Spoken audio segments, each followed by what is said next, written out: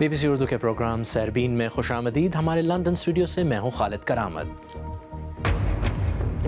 پانی کی بوتل میں کیا ہے؟ ایک خصوصی تحقیق کے مطابق سرکردہ برانڈز کی ایک بڑی تعداد میں سینکڑوں بلکہ ہزاروں پلاسٹک کے چھوٹے ذرات ہیں. شام کی جنگ میں 7 سال بعد بھی اتنی ہی شدت. ملیے گا 2 بچوں سے جو شام چھوڑ کر پناہ گزین کیمپوں میں زندگی گزار رہے ہیں. اور مشینی مستری ایک دن میں کتنی اینٹیں لگا سکتا ہے؟ دیکھیے گا science and technology bulletin click میں. سائنسدانوں کے مطابق بوتل میں ملنے والے پانی میں پلاسٹک کے باریک ذرات پائے گئے ہیں. اوب میڈیا سے تعلق رکھنے والے صحافیوں کے کہنے پر کی گئی اس تحقیق کے دوران دنیا کی 11 بڑی کمپنیوں کی تیار کردہ پینے کی پانی کی 250 بوتلوں کا تجزیہ کیا گیا.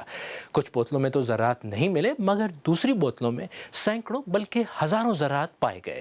بعض ذرات کی موٹائی انسانی بال جتنی تھی.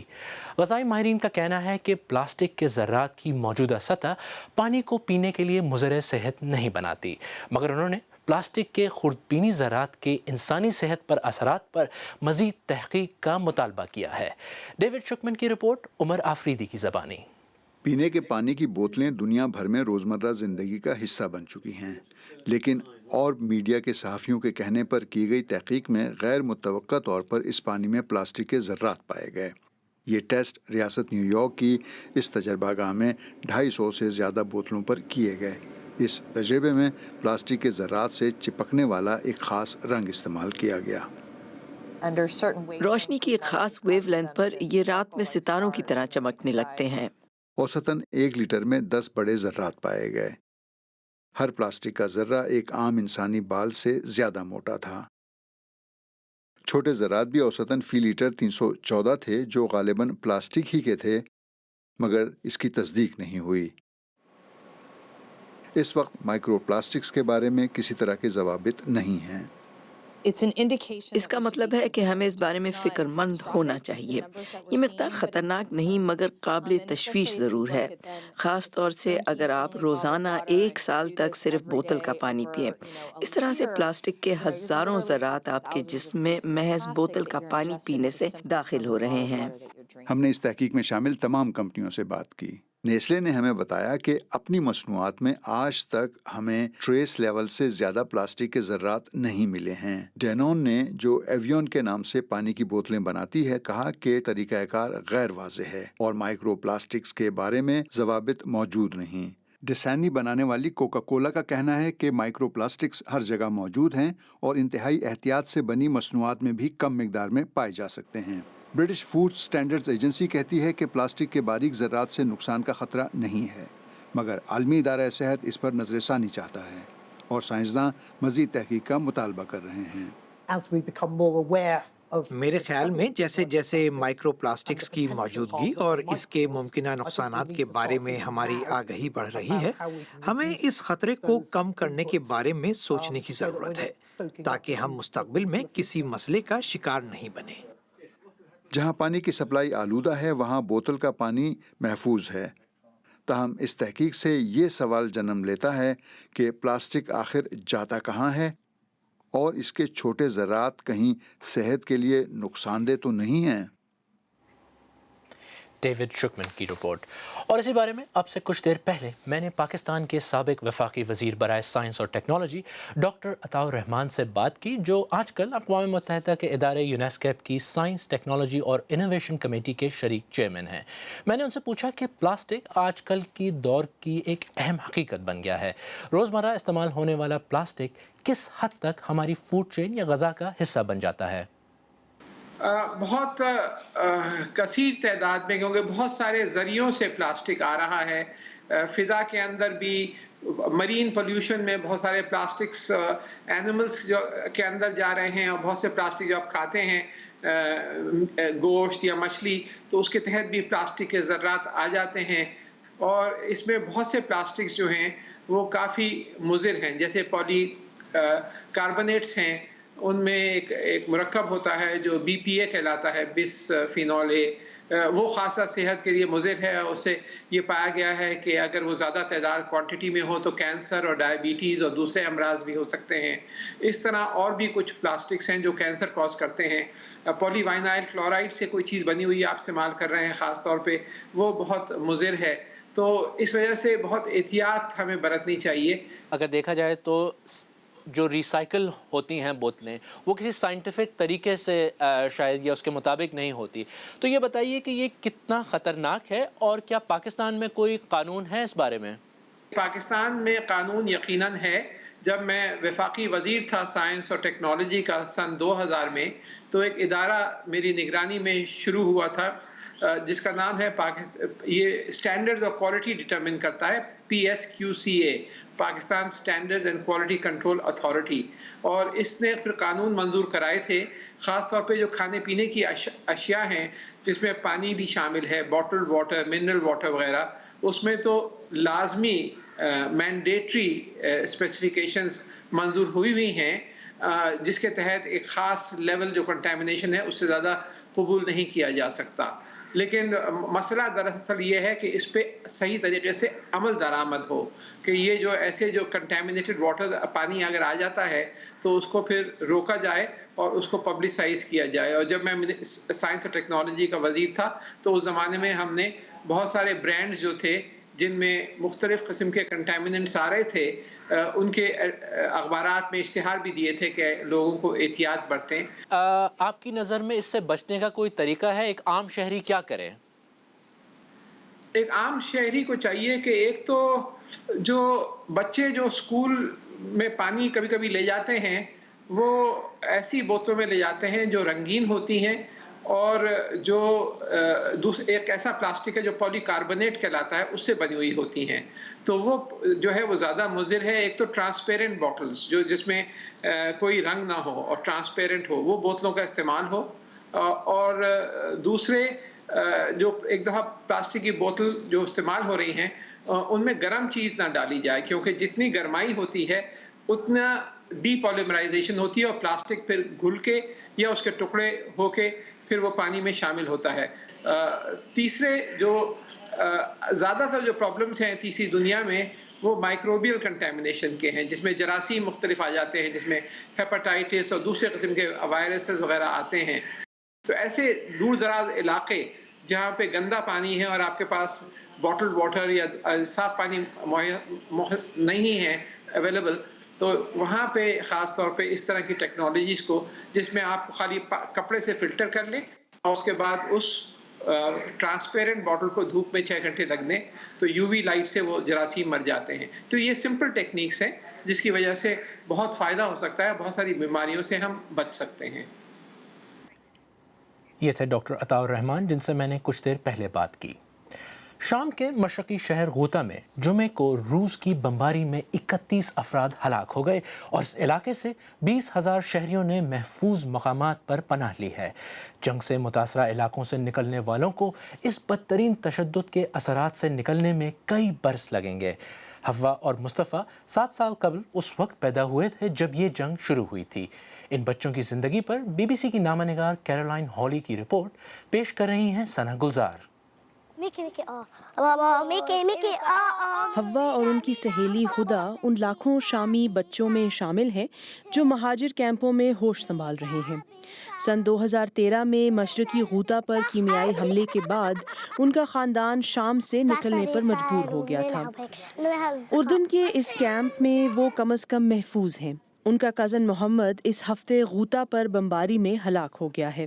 حوا سے جب پوچھا گیا کہ کیا انہیں یہاں ڈر تو نہیں لگتا تو حوا کا کہنا تھا کہ ڈر تو نہیں لگتا لیکن یہ جگہ انہیں اچھی نہیں لگتی. مستقبل کے بارے میں ایک سوال پر حوا کا کہنا تھا کہ یہاں کوئی مستقبل نہیں. کیا آپ کے امی ابو خوش ہیں؟ تو انہوں نے کہا کہ وہ دونوں یہاں خوش نہیں ہیں. ان کے والد گولی لگنے سے زخمی ہو گئے تھے اور اب وہ کام نہیں کر سکتے.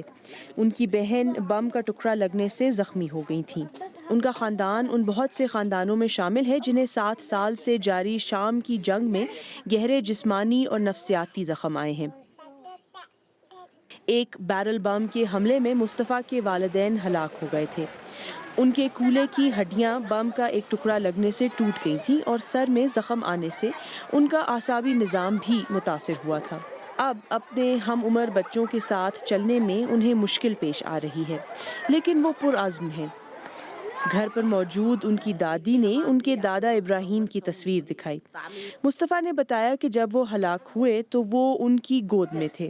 مصطفى ارخي الثانية ارخي الثانية ما تحركها ما تحركها شام کے بچوں نے جنگ کی بھاری قیمت ادا کی ہے۔ ركز معي انت۔ آرٹ تھراپی کلاسوں میں مصطفیٰ اپنی مسکراتی ہوئی شکل بناتے ہیں۔ جس اذیت کا وہ شکار ہیں اور جس خوفناک صورتحال سے وہ گزرے ہیں، اس کے باوجود میں نے انہیں کبھی روتے ہوئے نہیں دیکھا۔ روس کے وزیر خارجہ سرگئی لاوروف نے روس کا موقف دہراتے ہوئے کہا ہے کہ برطانوی سفارتکاروں کو ملک سے یقیناً نکالا جائے گا۔ یہ بیان برطانوی فیصلے کے رد عمل میں سامنے آیا ہے۔ برطانوی وزیر اعظم ٹریزا مے نے سالزبری میں سابق روسی انٹیلیجنس افسر اور ان کی بیٹی کو زہر دینے کے واقعے پر روس کے سفارتکاروں کو ملک سے نکالنے کا اعلان کیا تھا۔ ستمبر 2017 میں لندن کے پارسنز گرین اسٹیشن پر ایک ٹرین میں بم سے حملہ کرنے کی کوشش کرنے والے 18 سالہ عراقی نوجوان پر ارادہ قتل کا جرم ثابت ہو گیا ہے۔ حملہ آور احمد حسن برطانوی حکومت کے شدت پسندی کے انسداد کے ایک پروگرام میں بھی حصہ لے رہے تھے۔ انڈیا کے مشہور پنجابی گلوکار دلیر مہندی کو انسانی اسمگلنگ کے ایک مقدمے میں 2 برس قید کی سزا سنائی گئی ہے۔ دلیر مہندی اور ان کے بھائی شمشیر سنگھ پر الزام تھا کہ سن 1998 اور سن 1999 میں وہ لوگوں کو رقم کے عوض اپنے طائفے کا حصہ بنا کر بیرون ملک لے کر گئے اور یہ افراد وہاں سے واپس نہیں آئے۔ بی بی سی اردو کے پروگرام سیربین میں آگے چل کر دیکھیے گا، خیبر پختونخوا کے ضلع چترال میں پیرا گلائیڈنگ کا کھیل زوال کا شکار کیوں ہو رہا ہے، اور یہ بھی دیکھیے گا کہ مشینی مستری ایک دن میں کتنی اینٹیں لگا سکتا ہے۔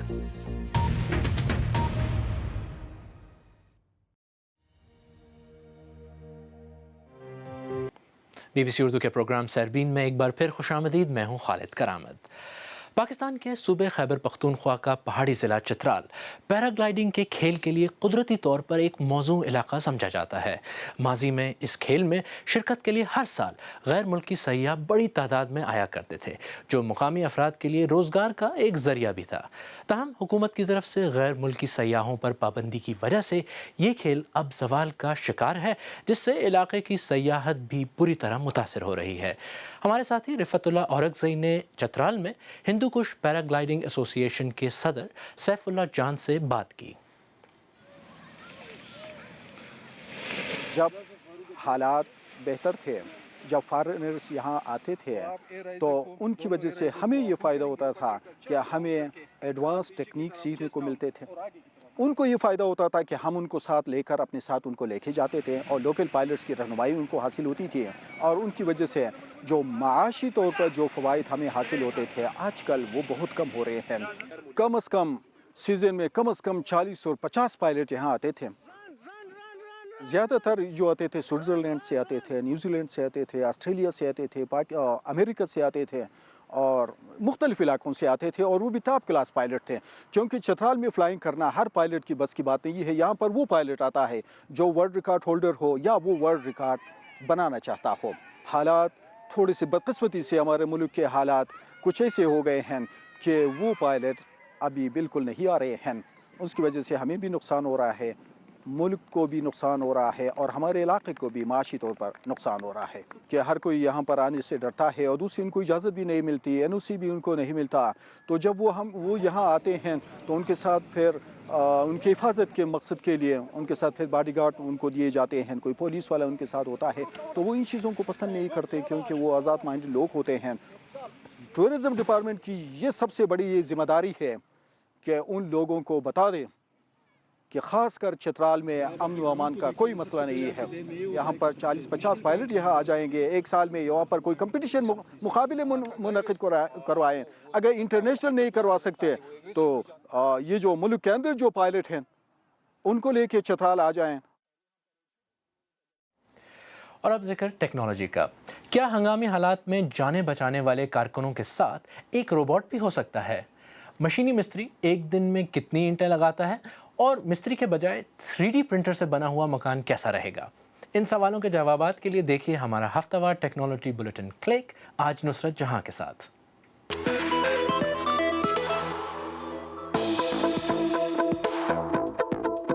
آئیے ملتے ہیں رولر اسکیٹنگ کے ماہر اس روبوٹ سے۔ سوئٹزرلینڈ میں ماہرین اسے آج کل یہ سکھا رہے ہیں کہ چاروں ٹانگوں میں توازن قائم رکھتے ہوئے خود کو گرنے سے کیسے بچانا ہے۔ مقصد محض روبوٹ کے کرتب دکھانا نہیں، بلکہ ماہرین اسے امدادی کارروائیوں میں استعمال کرنا چاہتے ہیں تاکہ کسی حادثے میں لوگوں کو کم سے کم وقت میں تلاش کر کے بچایا جا سکے۔ لیکن لگتا ہے کہ اب اس نے ٹھیک طرح سے بریک لگانا نہیں سیکھا۔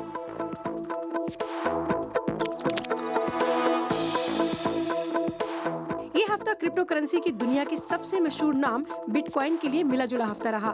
ایک طرف گوگل نے اعلان کیا ہے کہ وہ لوگ بٹ کوائن کی تشہیر بند کرنے جا رہے ہیں، لیکن دوسری جانب کچھ دوسرے پلیٹ فارمز پر اس کی پذیرائی بڑھ رہی ہے۔ اس ہفتے جب سلوونیا کے شہر کرانچ کے رہنے والوں سے پوچھا گیا کہ شہر کے ایک نئے چوک پر کیا اشتہار یا نشان لگایا جائے تو انہوں نے اپنا ووٹ بٹ کوائن کے حق میں ہی دیا۔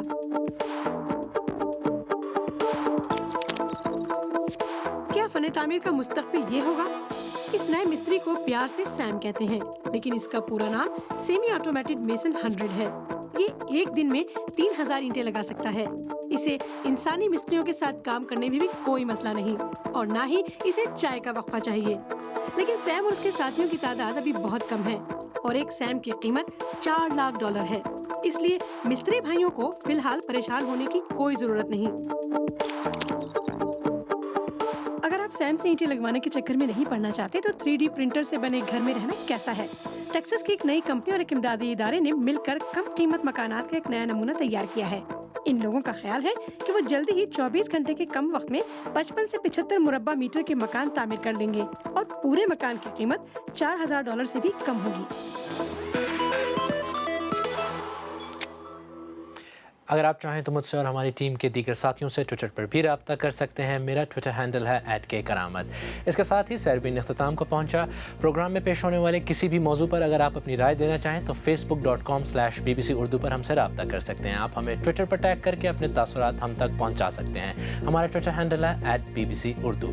خالد کرامت کو اب اجازت دیجیے۔